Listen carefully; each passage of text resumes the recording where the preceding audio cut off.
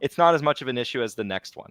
The next one, if true, is a very big issue. But them kind of having a product get into a country illegally, that what is the country going to do? They're already banned. Is the country going to ban them twice? They don't do any business in that country in the first place. Wouldn't they be just business? Wouldn't the strategy for them just be like, go after the people who are using it illegally, since the product is already like, what can you really do? Precisely. Yeah. And to be clear, I don't think they're doing that. I think that they're just getting hacked, right? And that product is getting into that market. Yeah. It's bootleg evolution. Exactly. Yeah. The one that is concerning, if true, was the Iran one. And any other country that is in that allegation that is sanctioned by the United States. Now, why is that? Because, that would be, the smell test, it doesn't pass. Why doesn't it pass the smell test? Well, the executive team at Evolution would have to be probably one of the dumbest people on the entire planet, as far as executive teams go, by the way, not like just comparison people, but although it's pretty bad. Because effectively what they would be doing is saying, I'm going to risk this massive market, the United States, and its allies, because there's a problem when, the allies of the United States would also abide by the sanction laws. They tend to sanction together in some effect. It's not just one country, but you're risking a lot of big markets for yourself to address a market that I don't want to sit here and give you a figure for the value, but just knowing that it's Iran, probably I can presume that it's a very tiny opportunity for them, given the wealth level. I don't think right now would be a great timing to get new customers either. Yeah, so it doesn't pass my smell test on that. Yeah.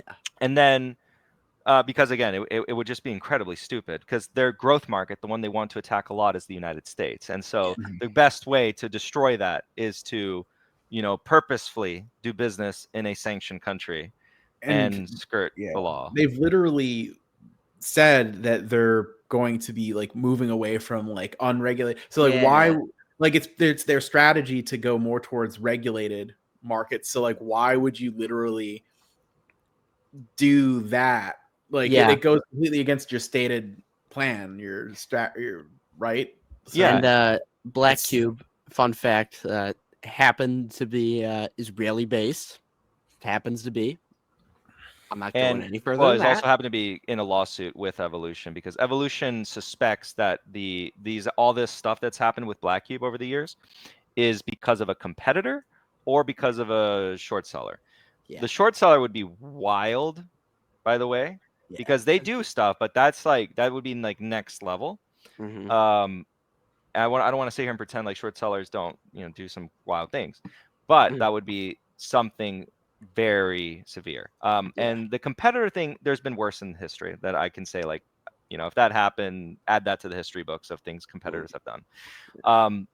Now the part that, to your point, let's focus on the avenue of which it's probably more than likely happening. It's through these VPN channels. So Evolution is a B2B provider, meaning they have distributors all around the world. These distributors use the product. They are the casino. So the unregulated market simply is markets where the governments have not officially made laws on gambling, right? So the United States, Western markets all have laws on gambling. They have age restrictions and the like. So let's take countries in the third world. You name a country, in your imagination. And if it doesn't have laws pertaining to gambling, then this goes into the bucket of unregulated markets. Now, the way Iran is doing it, because they have geo-blockers. So Evolution has geo-blockers where you can't use the product if you're in certain countries. The Iranian entities are utilizing VPN channels to get access to the product and then distribute. And it's a black market, which, by the way, in Iran, you would think, well, what do you think the gambling market's like there? Is it underground or is it above ground? It's underground. So it's a black market effect. So you're dealing with black market activities, and these exact same allegations were presented in a New Jersey court already, by the way. So it's not really anything new. Yeah, the good summary. Okay. Fuck Black Cube. Do you want to? All right, let's talk about quickly what's going on at CM lately. So just some summary, and then Blake has a question. You were at CM. We're starting a fund. That's what's up. Sometimes, yeah.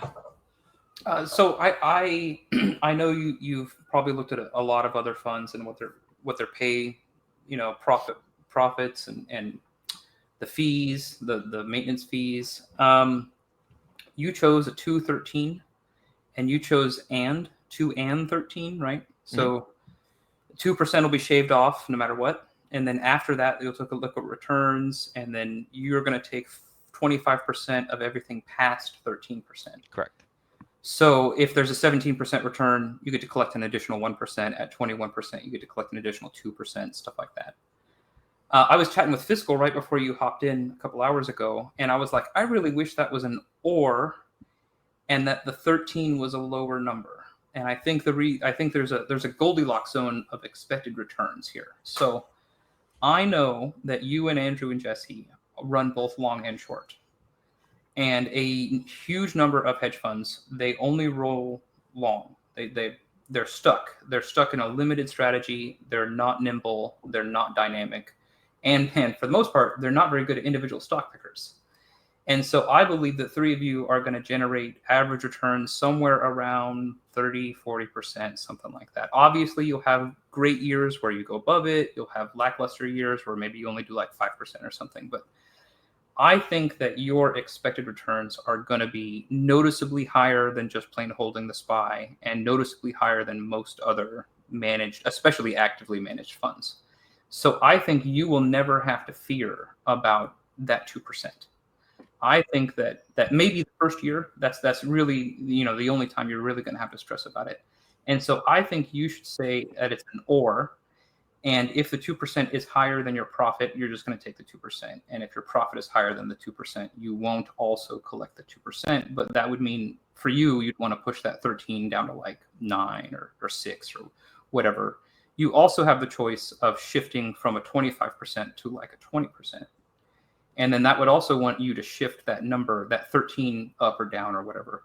But I believe that a majority of these hedge funds, they choose this fee and profit fee structure because they know that most years they're only going to get like 10%.